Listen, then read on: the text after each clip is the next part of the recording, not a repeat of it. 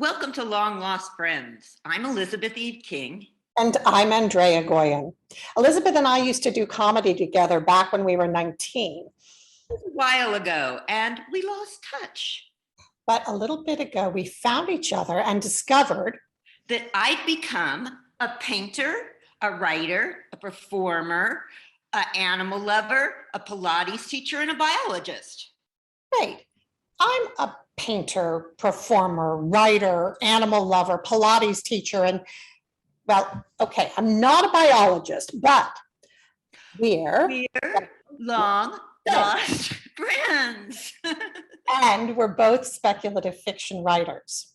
And I've been lucky enough to publish a MetaStellar. MetaStellar, for those of you who don't know, is an online magazine that publishes original science fiction, horror, and fantasy.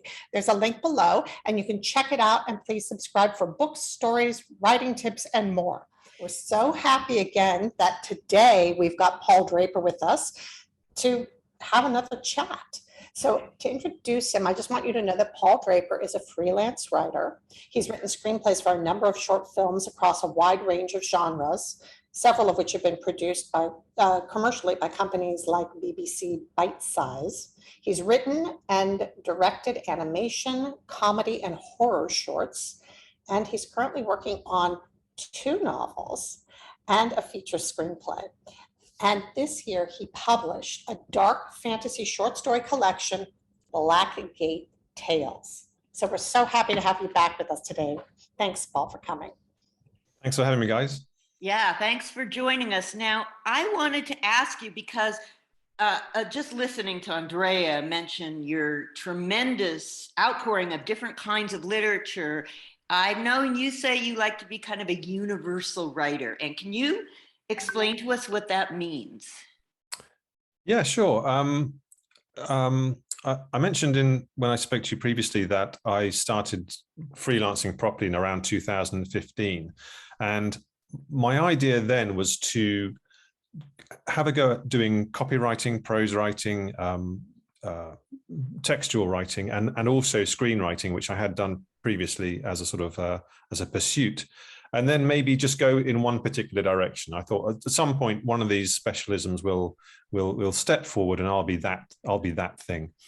But looking around and continuing to try and find work, get clients, I realized that I actually quite enjoyed doing all of it.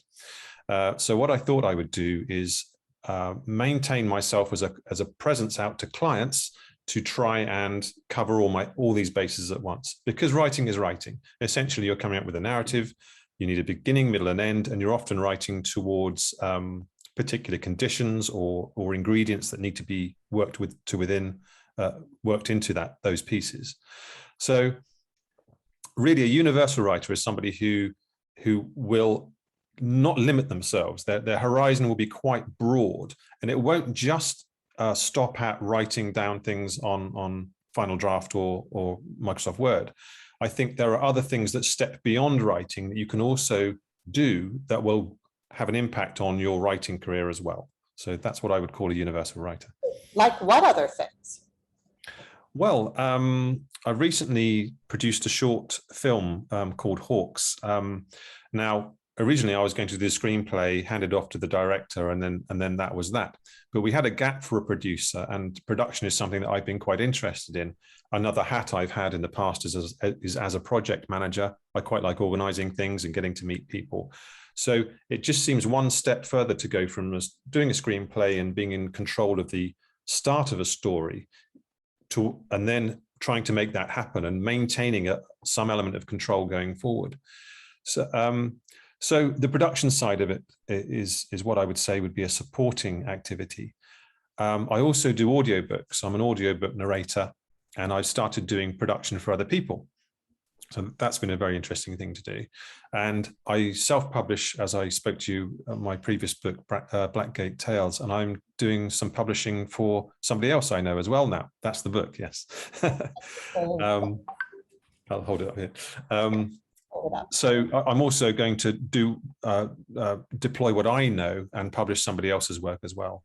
So it depends I think if something attracts you towards it and you think you can have a go at it and it's not going to be taking away from the magic of trying to produce something from within yourself, I mean, give it a go, I would say. So when you talk about your clients, are you talking about for scripts mostly? Well, divides into two, really. Some of it is copywriting work. So you'll do copywriting for websites or promotional materials. Some of it is screenplays for short films that either are advertising or marketing films, where they need a story. I've done a drama on accessibility dating for a very large multinational bank that has many branches around the world. I won't say who it is. But they wanted to do a short romance drama on the difficulty of finding a partner when you have disability. So these companies don't just do sort of straight PR and selling their products. They also want things that will speak to people on an emotional level. So I do screenplays for those sorts of people. How old? I mean, not how old. I don't know where that came from. Sorry. How long? How long are they? How old are those screenplays? No, how long are they? I'm just, are they shorts mostly, or? Generally fairly short. I did one for a very large pizza chain, which was a culture change piece called One Night, 5 Meals. And basically it was about 10 to 15 minutes long. It basically just went around different conversations at different tables in a pizza chain, and showed little glimpses of people's lives, little vignettes of lives as people all came together and spent their evening in this one particular place and then went away again. So fairly short. They can be down to just 3 minutes, or they can be generally sort of 10 to 15 minutes. Now, I mean, that sounds really cool. Was that your idea, or did they come to you and say, hey, this is what we want to do, can you write it? Often you are asked to pitch something. So they'll say, this is the sort of thing we want. We want this outcome from this thing. So what I tend to do when I'm doing that kind of work is I'll work with a media agency or production company. They'll come to me and say, we need a story. This is what these people want. And they have documents called RFPs, which is request for pitch or request for proposal. And that will have, we want people to feel this particular way. We want to get this kind of message across about who we are. We want to say this sort of thing. Give us some ideas. So then you'll take it to a pitch proposal stage. And then if they like it, you can get into a room with somebody and then talk to them and try and sell your idea. And if they green light it, they then give you the budget, and all systems go. Wow. How do you get into that? Like, well, how did you start? What was your first job? Somebody saying, wow, this sounds so great, I'd love to do something like this. What do they do? What I would say is you've got a network. I mean, there's very little ways around not networking. You won't find this sort of thing advertised in the paper or the classifieds, wanted someone to write a story because it's just a popular thing to do. What I would say is get to know the media agencies, the people who are doing the kind of production that you want to do. You don't have to like shower them with gifts and be their best friend all the time, but at least maybe just get to know somebody and let them know that you are available to do that kind of thing. Then once you get that connection and get the first job, hopefully, it's all about reputation. It's doing what you say you're going to do, being very reliable, being very open to change. And particularly with screenplay work, realizing that from the get-go, other people are going to be involved in decision-making. So you can't be too precious about it either. If you want to lock yourself away and just, it's your genius and nothing else, then just do books and novels and other things and try and sell that way. But if you're going into doing production work on screen, very early doors, you're going to get a director, you're going to get people who are spending money on making the thing that you're trying to do. They're going to have a big say on what happens as well.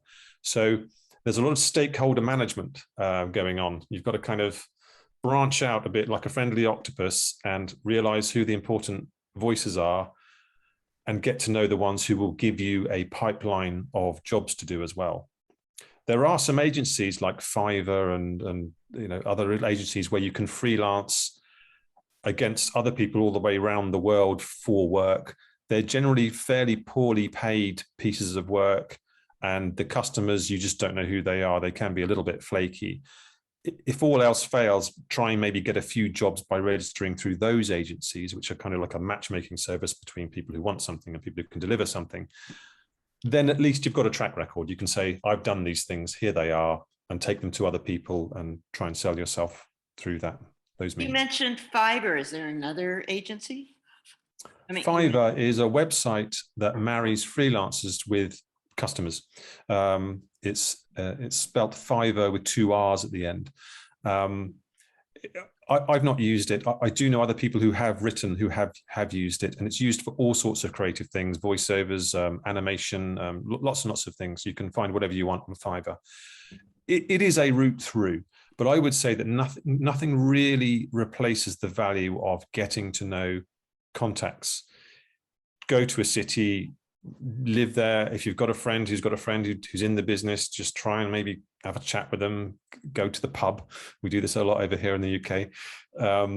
And just meet people and be interested in what they're doing. If you walk through the door and just go, I need you to give me work, that's never going to work. So just be genuinely interested in what people are up to and how they're doing it and challenges they're facing. Then you can come in as that person who will take a problem away from them. So they'll have this problem. They'll go, oh, we need a story, whatever it is, however quickly. And you'll be that person. They'll go, I know this person can do this. So I think it's so interesting to hear you to talk about the fact that there are these companies that need stories told. It's not just, like you said, they're not just saying, hey, we're a big bank and we can help you get financed. They're looking, they've kind of realized that it's better, like all storytelling, to get to the heart of it and to get an emotional grab, but that they actually look for someone, and you get to be creative because you get to come up with the whole idea. You just need to fit their need, but that's very cool. That's exactly it, Andrea.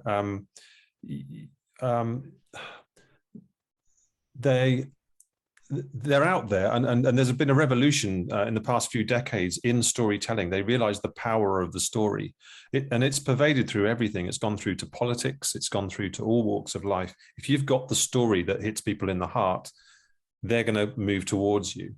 Look at all the adverts now. Look at all the car adverts that are now based around going back to childhood and being free without a care again. And don't worry about all the massive payments you're going to have to make for the next sort of 3-4 years. But look at how it will make you feel young again. Yeah. So that conduit through to the heart is what people are looking for. Some may say this is a cynical thing. I mean, in some regards it is. There's definitely the big commercial thing that's above it all, the commercial mothership. But at the same time, some of it isn't. I mean, particularly this disability drama, I got to interview 20 to 30 people with genuine disability issues and about how they've tried to do online dating through their lives and the challenges they've had, some absolutely heartbreaking stories there. So I was able to take all of their anecdotes and try and compress it down into one character who ended up with multiple sclerosis. A lot of disabilities. Well, yeah, I mean, but some of the challenges are common throughout. So the idea of sort of being overlooked or having somebody have their first impression not being a good one of you, or just basic functional steps of not being able to go to a restaurant because the accessibility to the restaurant is not good. So there were common threads that I could join those two together. But that's part of the challenge of doing this sort of work, is working and hitting the mother lode of the brief. Well, and I think you made such a great point about learning, being able to let go of stuff and realizing that it's a collaborative thing, and that really unless you are providing the money, you are just working for those people, and you have to be open to working with them, not at them, or you've got to work with them. That's exactly right. And actually the people that I tend to come up to work with, say a director or another writer or somebody who's a creative manager, often these people have very little ego, and that's what's got them through to their success level in that particular job. They don't put themselves at the heart of it. They put their creation at the heart of it, and they know that it's not them. So when the work is being criticized, they're not being criticized. It's just a piece of clay to mold with all the other people that are helping to mold this thing to make it the best it can be. And of course, you do have to be protective sometimes. You can't write a script by committee. So if you get all these voices come in and say, well, I think he wouldn't say that, he would say this thing, you've got to be able to actually fight your corner in those situations as well. So collaboration, but the right kind of healthy collaboration rather than just being completely open season or being completely shut. And I think that's so important, the idea that we don't take it as being a personal attack. Like going back to, throwing a story out there and getting a rejection. It's so many times it has more to do with the fact that the fit wasn't right, or the person had a bad day or something. It's not the product that's a problem. It's not, well, it's not you or maybe the product, but it's definitely not you that has the problem. Absolutely. And there are so many rejections in the world of writing and creativity anyway. If you take it personally all the time, you'll just end up with a death by 1,000 cuts. So you do have to have that abstraction of yourself from your creation. And I think this is one of the very early evolutionary steps of people who are going towards writing seriously or any kind of creative work. That being able to get that bit of healthy distance is a good thing to develop and nurture. Yeah, and it's constant. I mean, we all find, dark nights of the soul when we're just like, but you just have to climb back out, and then, you find it's okay. Right. Because everybody, even Ray at the end was getting rejections, believe it or not. Ray Bradbury. Okay. And he wasn't happy about it. I mean, he still never quite got the, especially I guess at that level too, it's like, well, I'm still getting rejection, but yeah. So, but that made me realize, okay, well, gosh, if Ray's getting rejection still, it's just part of the thing and you can't take it personally. It can be very hard though. It can be hard. It can be hard. I think you've got to look after your own psyche as well, particularly when it comes to filmmaking, because a lot of people go into that business who do have pretty big egos and they don't mind throwing their weight around, and you can come up against people who just aren't particularly nice. So you have to figure out how to build your own armor around yourself with that stuff, because your own well-being and your own balance is the most important thing, I think, to be able to carry on doing good work. Right. To live. To live, yes. To live forever. So thank you so much for talking to us. This has been a real pleasure and really interesting to learn about the different ways and the different films, all that. And we usually end with the best thing we learned this week. So I'll be a little personal on this one. I got a story that just came out in the Sci-Fi Journal, which actually is based in Belgium. And I love their stuff. They always do a beautiful illustrations and jobs. And this little piece, I sent them 3 short fictions.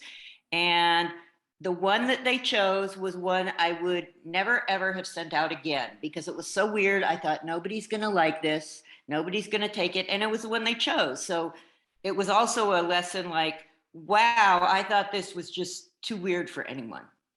So you never know, right? You never know. I was like, wow. And I told them that. I was like, I only sent it to you and I was never going to send it to anybody else. And they're like, see, you are not alone in your strange little weird mind. That's great. Yeah, that is. And that goes right to what we were just talking about. So that's really cool. Yeah.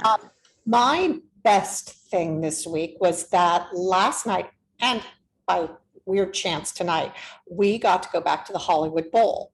So it was the first time in probably a little over 2 years that we got to go back. Still a little freaky being with, I don't know, it's about 15,000 people. And it's a little frustrating because though there was a mask mandate, once people get in, pretty much everyone takes their masks off. Though you have to show that you're vaccinated or oh, you do. You have to, but like no one looked at mine. They looked at my husband's, they didn't, so it's a little bit, there's so many people coming in, but people are at least coming prepared to do that. So you're a higher percentage of people that are vaccinated or negative. And it was fun. It was so great to see, just so many people out having fun and be outdoors. And it was lovely. It was just a reminder that one day we may get through this. One day life might go. Who'd you hear, by the way? We heard Hall and Oates. Oh, Tonight we're hearing Van Morrison. ooh, Kind of crazy, but fun. Fantastic, Oh, fantastic. very fun. Hall.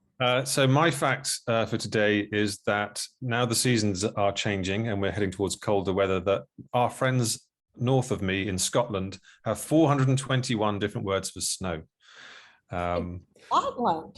That's a lot of words. I don't know half of them, but I do. There's 3 that I've got here. Sneezy, to start raining or snowing. Sneasel, sorry. Feeful, to swirl around snow, and flink drinking, which is a light snow. So many different types of snow in Scotland. Oh, I love that. Now Those are great words. I want to write a story with a Scottish snowstorm. Exactly. Right? So just use all those words. And then it was pleasing. And gee, am I up to 2,000 words yet? Exactly. You use all of them. You're already halfway through your flash fiction. So Oh, There so you thank go. So I only need to come up with a lot of ands. Yeah. It was sleazy and floopy. Then you're gonna have to figure out where to put all your commas, Elizabeth, and that, Oh, man, yeah, commas and me. Well, we want to not only thank Paul so much, but also, as always, thank our wonderful producers and editors, Alex and Maria Korloff. Thank you, guys. We couldn't do it without you. Yeah, absolutely. And please, viewers, like our video and leave comments below for us, and be sure to subscribe to our channel and hit the notification button so you won't miss any episodes. And if you'd like to support us, you can go to our Patreon page, and links for the page and for the MetaStellar magazine and thing are all below in the description box, so you can check it out.